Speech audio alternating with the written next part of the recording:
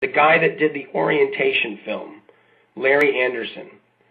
He's the guy, there's a Scientology indoctrination film where at the end he basically says, you know, you don't have to join Scientology, but you could also drive off a cliff or blow your brains out. You know? I love that video. Yeah, exactly. Well, that guy didn't want to be in Scientology. The guy who said that. He did. So is he gone? He's blown out of there? I don't know, but he hasn't been very active, and no one's heard or seen of him in a long time. But he would be a great person to come out and say, you know, hey, Jason, you're totally right. It's a total crock. Because he's the one that says that in the movie.